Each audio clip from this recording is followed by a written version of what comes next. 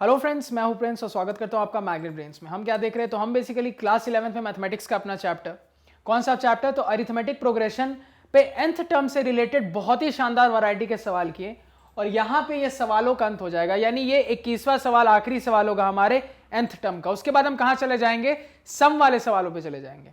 अब देखो ये सवाल क्या है, अगेन एक प्रॉपर्टी पे सवाल क्या कह रहा है, तो यहां पे सवाल थोड़ा इंटरेस्टिंग है। सवाल कह रहा है कि आपको उसने दे दिया है कि b plus C minus A, C plus A minus B by B, A plus B minus C by C AP में है, तो 1 by A 1 by B 1 by C भी एपी में होंगे। प्रूफ करके दिखाओ अगर A plus B plus C zero नहीं है।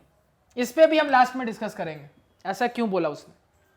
अब देखो यहां पे, तो ये जैसे ही सवाल देख रहा हूं और मैं कंपेयर कर रहा हूं तो मुझे क्या दिख रहा है कि जो दिया हुआ है और जो प्रूव करना है उसमें मैं चीजें देख रहा हूं, तो मैं देख रहा हूं कि डिनोमिनेटर के जो ए बी सी है वो यहां पे भी है, मतलब डिनोमिनेटर में छेड़खानी नहीं करनी। मुझे दिख रहा है कि सारे के सारे न्यूमरेटर गायब होके 1 बन गए हैं, यही दिख रहा है ना, सारे के सारे न्यूमरेटर गायब होके 1 बन गए हैं। अब देखो यहां पे, अब जैसे ही मैं ये देख रहा हूं तो अब मुझे समझ में नहीं आ रहा कि मैं करूं क्या। तो देखो मैं क्या करता हूं, पहले मुझे कुछ यहां पे दिख रहा है तो वो चीज मैं ऑब्जर्व कर लूं। तो मुझे ये जो दिखी हुई चीज है सबसे पहले कि b plus C minus A divided by A, C plus A minus B divided by B और a plus B minus C divided by C, ये एपी में है। अब देखो मैं कैसे प्रोसीड करूंगा, मुझे क्या करना है, डिनोमिनेटर न्यूमरेटर को 1 बनाना है। तो मैं क्या कर सकता हूं, अब मैं इस चीज पे सोच रहा हूं कि आखिर क्या क्या किया जा सकता है। तो मैं एक पॉइंट पे पहुंचा, क्या किया मैंने, देखो मैं सिंपल यहां पे ये करता हूं कि इसको अलग अलग कर लेता हूं, थोड़ा अलग अलग, क्योंकि मुझे चीजें कुछ कॉमन होती दिख रही है। क्या आप ध्यान दो, मैं b प्लस सी को अलग लिख लेता हूं a के साथ और a बाई ए कितना हो जाएगा 1। दिखा आपको क्या किया मैंने, b और c को एक साथ रखा, a को अलग रखा, तो a और a 1 बन गया। इसी तरीके से यहां पे मैंने c और a को एक साथ रखा और उसके बाद मैंने किया माइनस b बाई बी 1 बन गया। इसी तरीके से मैंने क्या किया, a और b को एक साथ रखा और माइनस सी बाई सी 1 बन गया। ये भी एपी में होगा। ये स्टेप सभी को क्लियर है क्या, इस स्टेप में कोई दुविधा, कोई दिक्कत, कोई परेशानी नहीं होनी चाहिए किसी को। अगर ये स्टेप यहां से नहीं समझ में आया तो एक और तरीका था सोचने का। क्या करते आप, तो यहां पे क्या करते, सब में 1 जोड़ देते। तो सब में 1 जोड़ देते तो क्या होता, ये ए ऊपर एलसीएम लेके ऐड में हो जाता, तो माइनस ए प्लस ए खत्म, माइनस बी प्लस बी खत्म, माइनस सी प्लस सी खत्म। वही चीज होती जो यहां आ रही है। अब देखो ये जो स्टेप आया, अब मैं क्या करता हूं, अब मैं इसको छोटा करने के लिए सब में 1 ऐड करके इसको और छोटा कर देता हूं, क्योंकि क्या करना है, मुझे इस न्यूमरेटर को 1 बनाना है। तो धीरे धीरे मैं क्या कर रहा हूं, इसको छोटा करने की कोशिश कर रहा हूं कि मैं 1 पे आके रुक जाऊं और आसानी से सॉल्व कर लूं। तो मैं यहां पे अब क्या करता हूं, सब में 1 ऐड कर देता हूं, तो एडिंग 1। तो जैसे ही मैं सब में 1 ऐड करूंगा तो क्या हो जाएगा, ये सारे -1 खत्म हो जाएंगे। तो मेरे पास आने लगेगा b plus C by A, C plus A by B और a plus B by C, ये भी एपी में होंगे, ये मेरे पास आने लगेगा। क्लियर है।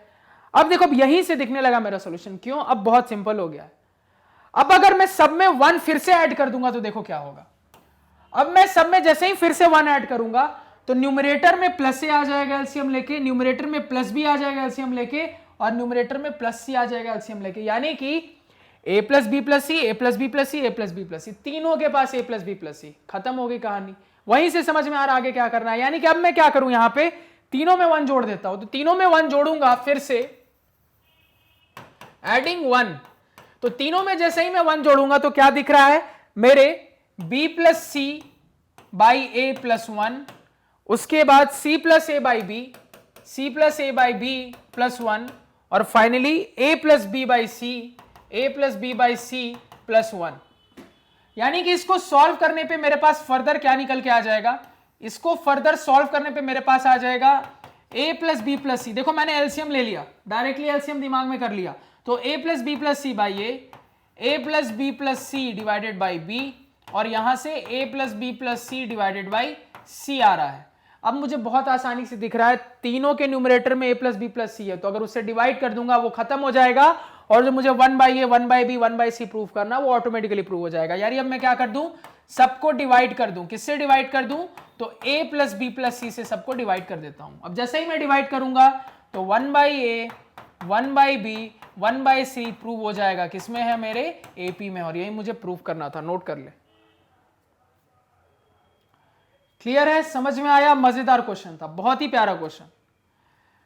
तो देखो ये वाली जो चीज है ना, ये मैंने आपको बिल्कुल हिंट दे दिया, बिल्कुल थीम भी दे दी। प्रॉपर्टीज का सवाल में दिमाग लगाना पड़ता है, बिना दिमाग लगाए सवाल नहीं बनता, और वो चीज प्रैक्टिस से ही आएगी। मैं आपको कितना भी समझा दूं, कितना भी तरीका बता दूं, जब तक बताऊंगा याद रहेगा, बहुत दिन तक रिवाइज नहीं करोगे भूल जाओगे। इसलिए हमेशा हर चीज बताई हुई प्रैक्टिस कर लेना, क्योंकि प्रैक्टिस करोगे तो वो पढ़ा हुआ कंसेप्ट आपका दिमाग रिटेन कर लेगा और काफी टाइम तक रिटेन करके रखेगा। तो यहां पे हमारे जितने भी nth टर्म की वैरायटी थी ना, वो खत्म होती है। अब नेक्स्ट लेक्चर से क्या करेंगे, सम ऑफ टर्म पे बेस्ड कुछ सवाल करेंगे, और वहां पे भी देखेंगे क्या क्या वैरायटी बनती है।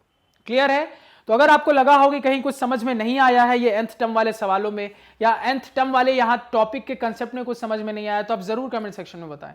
तो आज के पढ़ाए हुए नोट्स आप हमारी ऑफिशियल वेबसाइट magnetbrains.com से डाउनलोड कर सकते हैं, जिसका लिंक वीडियो के डिस्क्रिप्शन में है। magnetbrains.com पे आपको क्लास 4 से लेकर 12 तक सारे सब्जेक्ट्स और कोर्सेज मिल जाते हैं, सिस्टमैटिक ऑर्डर में अरेंज्ड। और उसके अलावा आप कंप्लीट कोर्स के लिए मैग्नेट ब्रेन्स प्लस में जरूर अपग्रेड करें। Thank you.